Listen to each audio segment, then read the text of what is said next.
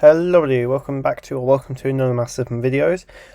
First of all, I apologise if this image is blurry, but in this video I'm going to be looking at the second SpongeBob Iceberg. I have not done the first SpongeBob Iceberg, but if I get enough likes and comments and subscribers from this video, I will take a look at the first SpongeBob Iceberg, which has considerable more content on it. So if anything's missing on this, chances are it's on the first SpongeBob Iceberg, but without further ado, let's get into the video. And before I start, I'd just like to say, if you did enjoy or if you're new here, make sure you subscribe for more awesome content like this.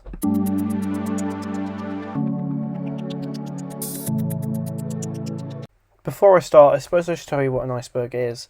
So an iceberg, much like a real life iceberg, is dedicated to a fandom of a specific thing, where there's a top level which is above the iceberg, and as it goes down, the darker stuff in said fandom is towards the bottom, and the more well-known stuff is at the top. I'm looking at the SpongeBob variant of this, so let's get into the top level, which is above the iceberg. Starting above the iceberg, we have soundtrack album, which upon googling I could find no information on. If someone would like to comment below telling me what soundtrack album is, that would be much appreciated, and I'll make a follow-up video.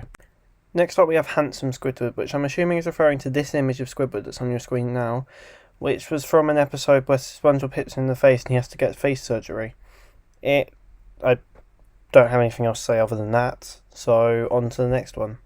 Next up we have Intro Island, which is the island which is appearing on your screen now, that appears in the beginning of every single SpongeBob episode. In real life it is located at Bikini Atoll, which is located between Hawaii and Australia. It's where the US used to test nuclear weapons, leading to theories of SpongeBob characters being results of those nuclear weapons, which have been debunked by Tom Kenny. Finally, in the top of the iceberg we have memes, which are moments from the show that have been memed across the internet, as the two that are appearing on your screen at this time. This marks the final bit at the top of the iceberg, and we're about to reach the tip of the iceberg, which is the top of the actual iceberg and isn't above it. And we're going to get into more less known stuff, so I hope to see you there. Now that we're on to the next bit of the iceberg, we're starting off at r/SpongeBob, which is a subreddit on Reddit devoted to SpongeBob. It's also where I got this iceberg from. Next up we have Stephen Hillenberg, who was the marine biologist and creator of SpongeBob, who died a few years ago, and that's really all I can say about that one. Finally, in this section we have Minecraft mods, which are mods you could get from Minecraft, which is a sandbox video game, in which allowed you to retexture the blocks to textures of SpongeBob characters, and probably even add SpongeBob characters into your game. This brings end to this section of the iceberg, so on to the next section we move. Now we're on to the below sea level part of the iceberg. So to start it off, the skin theory is a theory that all SpongeBob characters wear a skin of something else. This is shown in this picture where Patrick is pulling off the skin to reveal the gorilla underneath. The next one is Escape Sponge Prison, which from my Google search appeared to be some bootleg SpongeBob mobile app, which was made by some creator, and it looked really cheaply made and poor done, and was called Sponge Prison because they didn't have the licenses to use the SpongeBob name, which I found quite funny. Anywho, on to the next one. The next one, which is Rule 34 art, is special art that depicts the SpongeBob characters doing inappropriate things, and that is as far as I'm willing to get into this. The next one is illegal Arabic dub, which from what I got from Google was a dub that was made into Arabic for Egyptians, I think.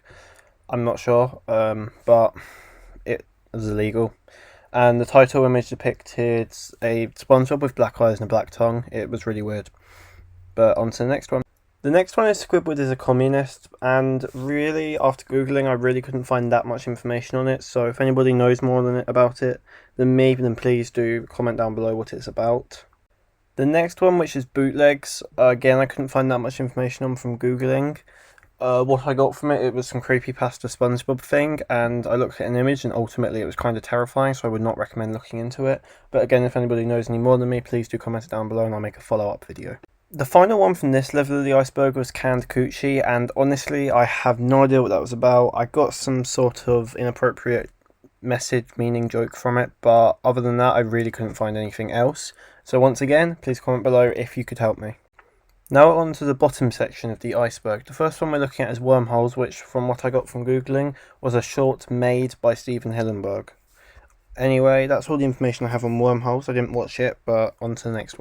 The next one, which is Where's Gary, I think refers to the episode where SpongeBob temporarily lost Gary. I could be wrong, however. If I am wrong, please do comment it down below.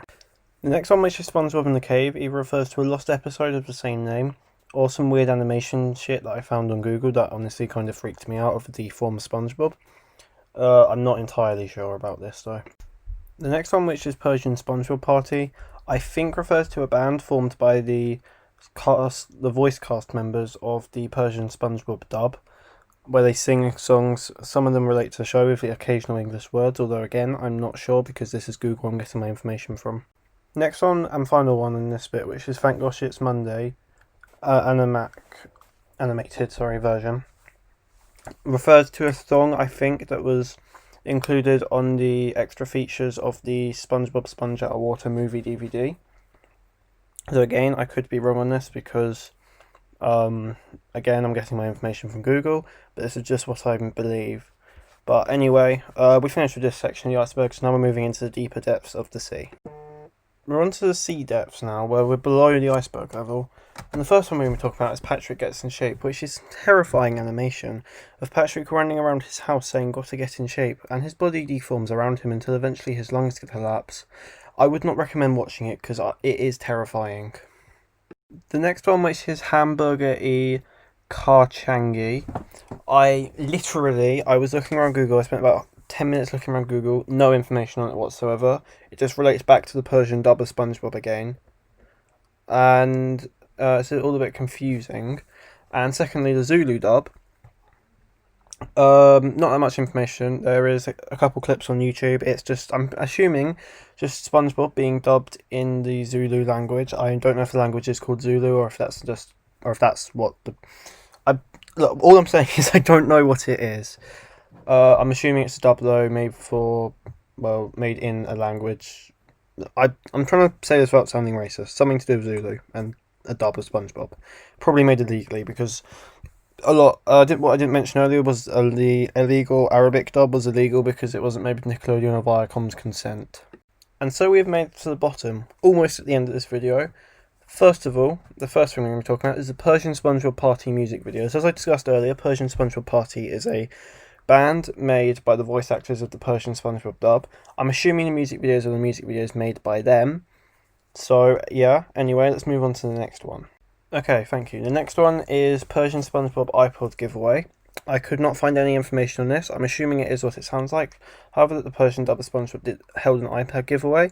Whether that is correct or not, though, I have absolutely no idea. If you know, please comment it down below, and I'm going to make a follow-up video if I get enough comments correcting me. So if any facts I got wrong, please just correct me. Anyway, on to the next one. Okay, second to last one, which is Gangster SpongeBob is canon. I googled into it, got some really weird images of SpongeBob drawn in a fan-made art style as a gangster. Whether it's canon or not, though, I would be skeptical about because it does not seem like it's canon. But anyway, we're about to be on to the final one, where after this I will end the video. The final part, which is Welsh Spongebob isn't lost media.